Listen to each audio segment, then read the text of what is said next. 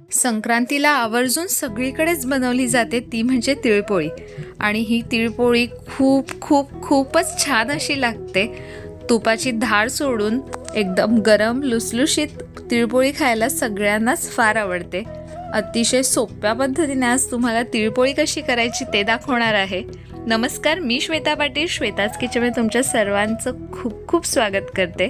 आज तुमच्यासाठी तिळपोळीची रेसिपी घेऊन आलेली आहे. आणि तिळपोळी करताना कोणत्या चुका करू नयेत किंवा तिळपोळी करताना तिळपोळीतलं जे सारण आहे ते सारण तिळपोळीमध्ये संपूर्ण पसरावं याच्यासाठी मी तुम्हाला एकदम सोपी अशी एक टिप देणार आहे.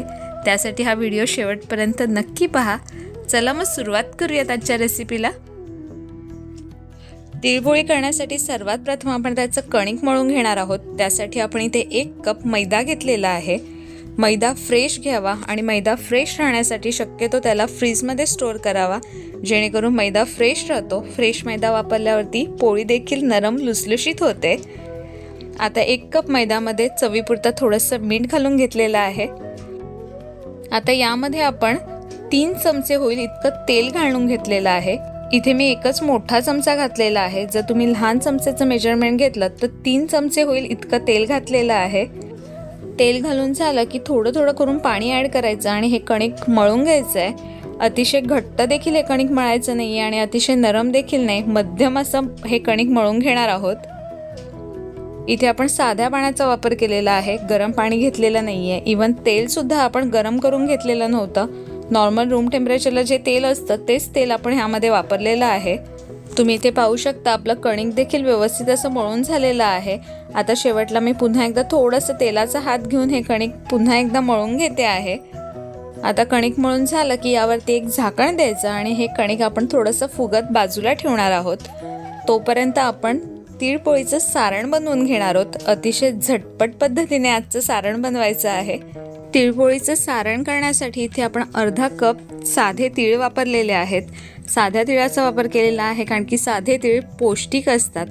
मार्केटमध्ये बऱ्याचशा प्रकारचे तीळ अवेलेबल आहेत, म्हणजेच पॉलिश तीळ, नायलॉन तीळ आणि साधा तीळ. इथे आपण साध्या तिळाचा वापर केलेला आहे. साधे तीळ मंद आचेवरती खरपूस असे भाजून घेणार आहोत. 2 ते 3 मिनिटासाठी खरपूस भाजायचे आहेत. तुम्ही ते पाहू शकता आपला तीळ पण मस्त असा भाजून झालेला आहे. आता हा तीळ थंड करायचा. 5 ते 10 मिनिटात तीळ थंड होतो. तीळ थंड झालेला आहे आणि आता हा थंड तीळ आपण मिक्सरच्या भांड्यात काढून घेणार आहोत.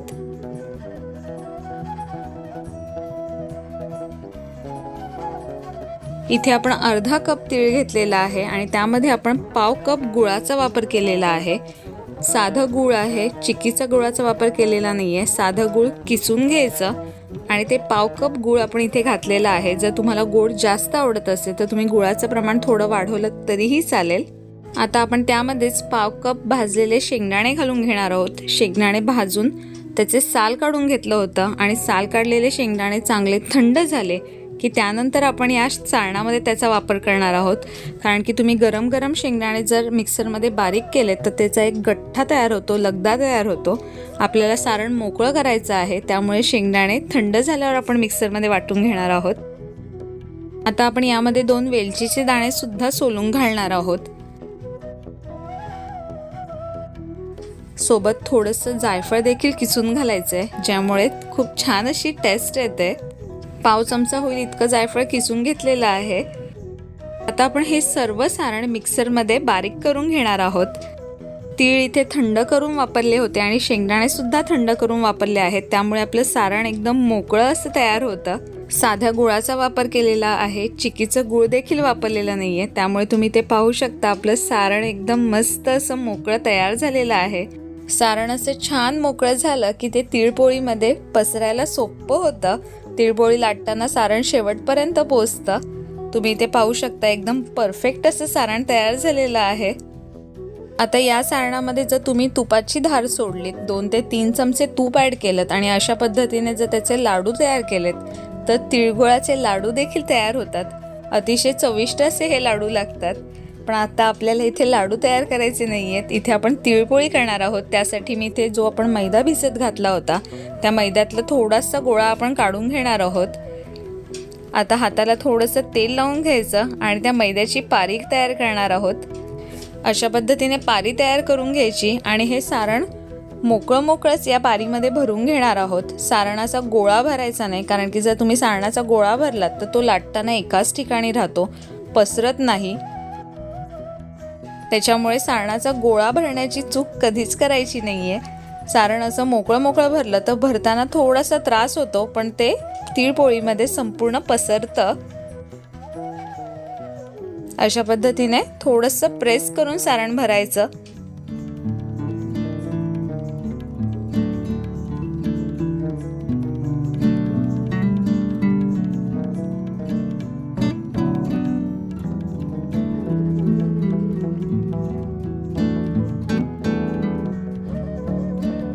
अशा पद्धतीने सारण भरून झालं की मैद्याला सर्व बाजूनी खेचून घ्यायचं. कणिक अशा पद्धतीने खेचून वरचं तोंड बंद करायचं आणि एक गोळा तयार करायचा. ही प्रोसेस अतिशय सावकाश करायची, जेणेकरून गोळा व्यवस्थित असा तयार होतो. तुम्ही इथे पाहू शकता एकदम मस्त परफेक्ट असा गोळा तयार झालेला आहे. आता आपण तिळपोळी बनवतोय आणि त्याच्यावरती तीळ तर हवेच. त्यासाठी इथे मी वाटीत थोडेसे भाजलेले तीळ घेतलेले आहेत. आता आपण हे तीळ या गोळ्याला लावून घेणार आहोत. मी अशा पद्धतीने थोडे बोटावरती तीळ घेऊन लावते आहेत. तो तळ हातावरती तीळ घेऊन सुद्धा हा गोळा त्याच्यावरती फिरवला की पटकन सगळीकडे तीळ लागतात. तुम्ही पाहू शकता एकदम परफेक्ट असा गोळा तयार झालेला आहे. आता या गोळ्याला दोन्ही बाजूनी मैदा लावून घेणार आहोत आणि ही तिळपोळी लाटून घेणार आहोत. तिळपोळी छोट्या बनवल्या जातात, त्यामुळे आपण छोटीशीच लाटून घेणार आहोत.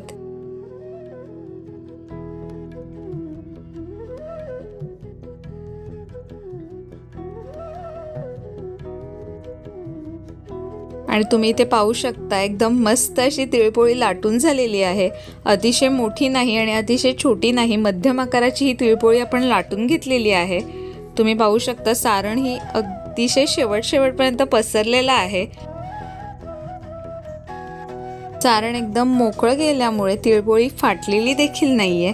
अतिशय मस्त अशी तिळपोळी लाटून झालेली आहे. आता आपण अशाच पद्धतीने अजून एक तिळपोळी लाटून घेणार आहोत.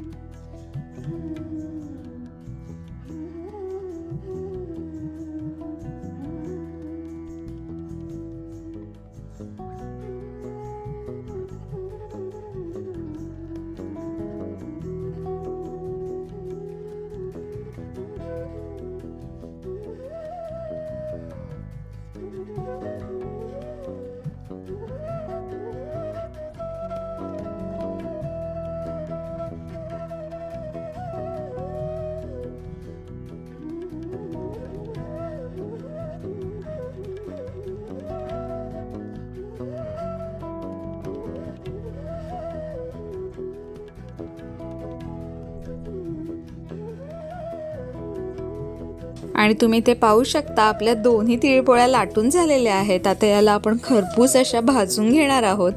मंद आचेवरती तवा चांगला गरम झाला की ही तिळपोळी भाजून घेणार आहोत. तिळपोळी तव्यात घालून घ्यायची आणि त्यानंतर साजूक तुपाची धार सोडायची, जेणेकरून तिळपोळी एकदम मस्त अशी खरपूस भाजली जाते.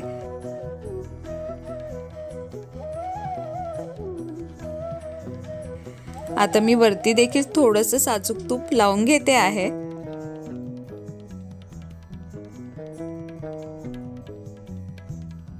दुसरी बाजू देखील भाजून घेणार आहोत अशाच पद्धतीने. आता यावरती देखील पुन्हा एकदा तुपाची धार सोडलेली आहे. दोन्ही बाजूनी चांगली खरपूस भाजून घ्यायची ही पोळी.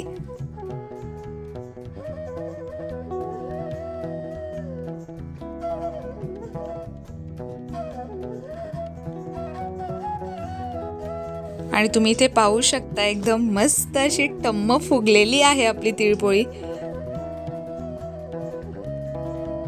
गरम गरम तुपाची धार सोडून अतिशय खायला छान लागते. आपण ही तिळपोळी बनवताना गुळाचा वापर केला होता. ते गुळ चिकीचं नव्हतं, त्यामुळे तिळपोळी भाजताना देखील कुठूनही गुळ बाहेर आलेला नाहीये, वितळलेला नाहीये. पोळी एकदम मस्त अशी कोरडी झालेली आहे. सर्व बाजूनी छान अशी भाजून घ्यायची.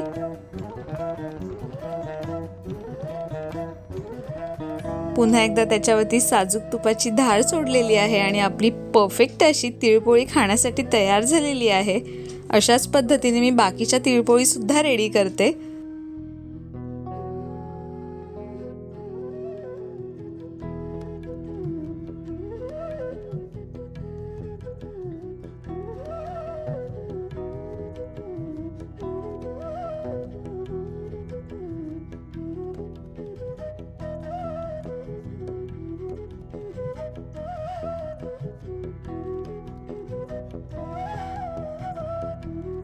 आणि इथे आपली परफेक्ट अशी तिळपोळी तयार झालेली आहे।